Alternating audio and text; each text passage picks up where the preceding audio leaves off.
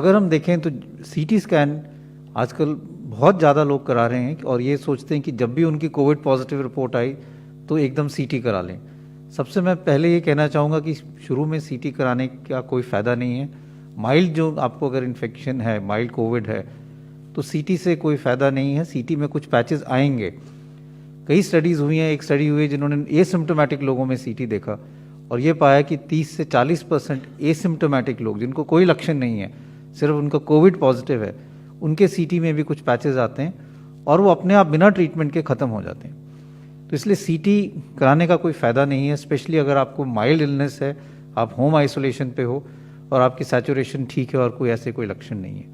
दूसरा, इसका नुकसान समझने की ज़रूरत है। अगर हम एक सीटी कराते हैं, it is equivalent to almost 300 to 400 chest X-rays.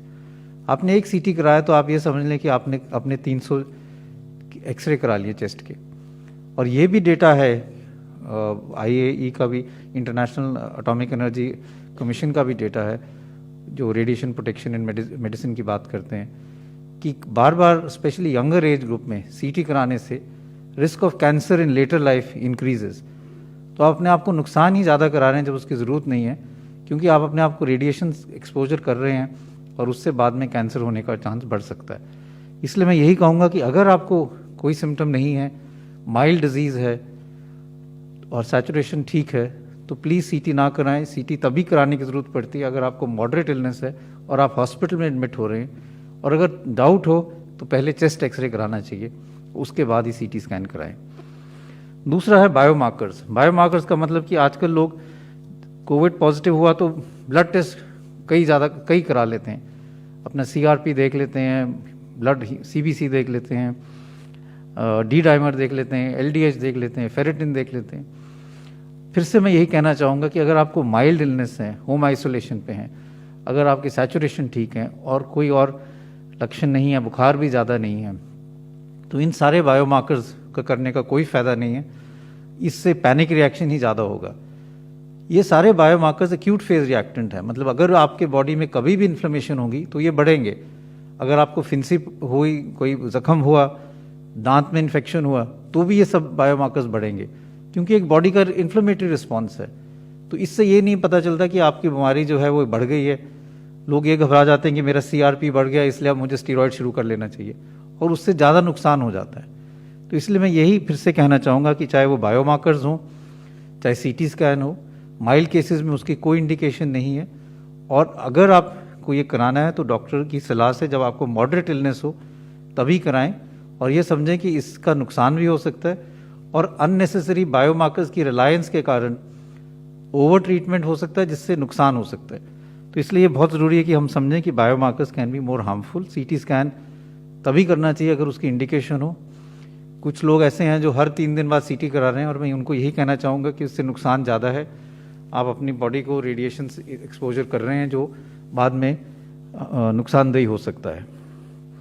दूसरी चीज़ ये कि हम AIIMS, ICMR, Covid national task force और जॉइंट मॉनिटरिंग ग्रुप जो ministry of health and family welfare की है, उन्होंने clinical guidelines for management of Covid जारी किए हैं रिसेंटली, बेस्ड ऑन सारा जो पिछले साल का डेटा एक्यूमुलेट हुआ है, रिसर्च हुई है उस पर कि कौन सी दवाई कब यूज़फुल है और कौन सी दवाई नहीं देनी थी।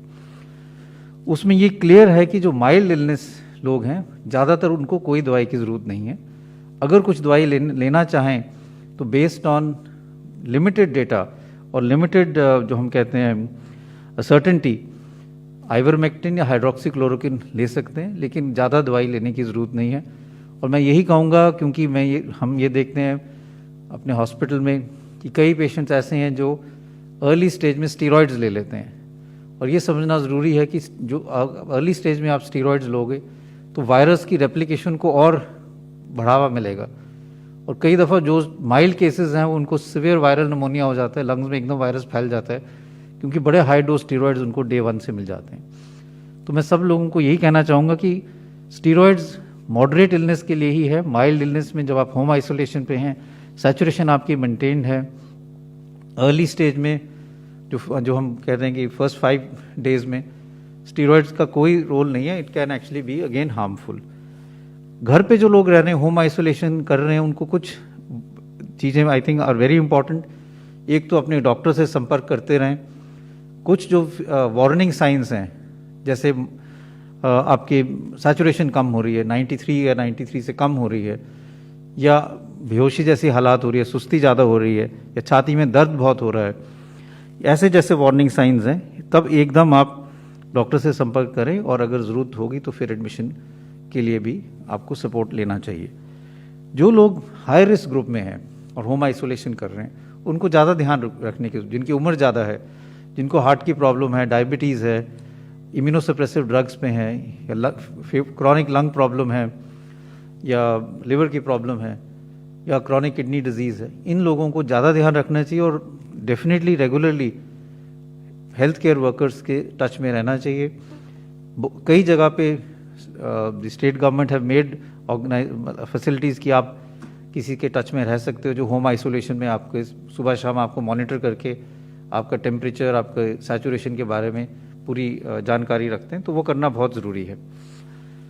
मॉडरेट इलनेस में मेनली 3 टाइप ऑफ ट्रीटमेंट जो हैं वो इफेक्टिव हैं। सबसे पहली जो ट्रीटमेंट है वो ऑक्सीजन थेरेपी है। Oxygen is also a drug.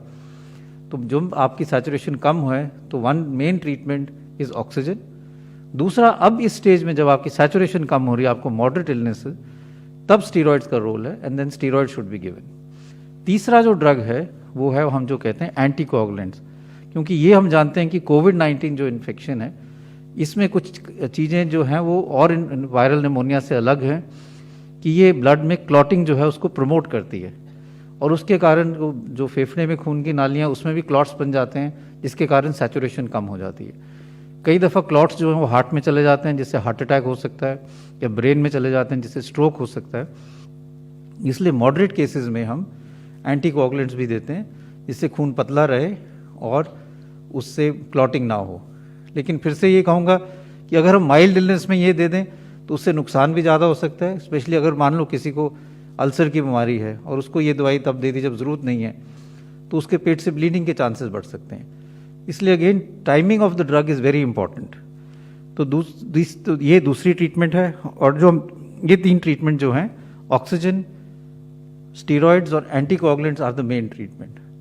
जो और ट्रीटमेंट है जो हम देते हैं एज इमरजेंसी यूज ऑथराइजेशन, उसमें रेमडेसिविर आती है, एक ड्रग है टॉसिजुलिमैब, और तीसरा है कन्वलेसेंट प्लाज्मा।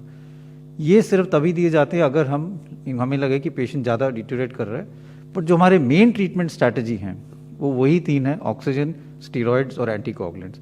तो ये समझना बहुत ज़रूरी है कि अगर ये 3 चीज़ें मिल रही हैं पेशेंट को तो he is getting the right treatment. और जो ट्रीटमेंट हैं जैसे रेमडेसिविर है, कन्वलेसेंट प्लाज्मा है जो कहते हैं प्लाज्मा, या फिर टॉसिजुलिमैब है, these are only under emergency use authorisation, और इसमें कोई स्ट्रॉन्ग इतना डेटा नहीं है।